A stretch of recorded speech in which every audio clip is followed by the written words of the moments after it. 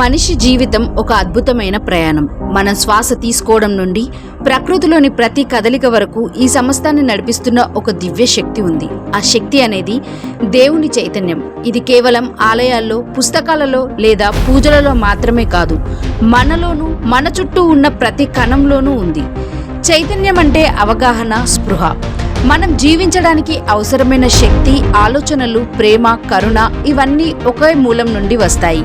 ఆ మూలం దేవుని చైతన్యం. ఈ చైతన్యం మన హృదయంలోని ప్రశాంతతలో ఉంటుంది. మనం లోతుగా శ్రద్ధ పెట్టినప్పుడు మనలో ఉన్న ఆ దివ్యశక్తిని మనం అనుభవించగలం. భగవద్గీతలో శ్రీకృష్ణుడు అన్నాడు, అహం ఆత్మ గుడాకేశ సర్వభూత శ్రేయస్థితః, అంటే ప్రతి ప్రాణిలోనూ నేను ఆత్మరూపంలో ఉన్నాను అని.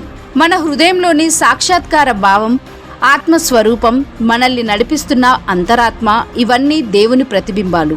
మన ఆలోచనలు శుద్ధిగా, మనసు ప్రశాంతంగా ఉన్నప్పుడు మనలోని ఈ దేవుని చైతన్యం మరింత స్పష్టమవుతుంది.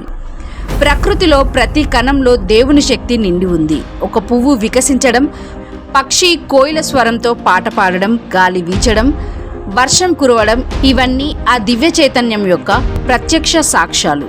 శాస్త్రాలు చెబుతున్నాయి, విశ్వం మొత్తం ఒకే పరమశక్తి ద్వారా నడవబడుతుందని. కాబట్టి మనం ఎక్కడ చూసినా దేవుని ఉనికి మనకు స్పష్టంగా అనిపిస్తుంది.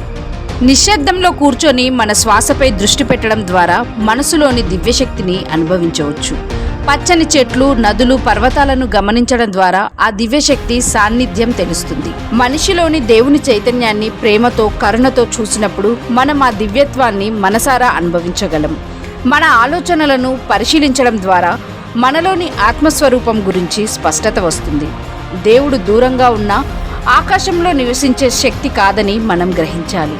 ఆయన మన హృదయంలో, మన చుట్టూ ఉన్న ప్రతి కణంలో ఉంది. మనం సత్యం, ప్రేమ, ధర్మంతో జీవిస్తే మనలోని దేవుని చైతన్యం మరింత స్పష్టంగా వెలుగుతుంది. మన ప్రతి శ్వాసలో దేవుని ఉనికి ఉందని గుర్తించినప్పుడు జీవితం ఒక అద్భుతమైన ఆధ్యాత్మిక ప్రయాణంగా మారుతుంది.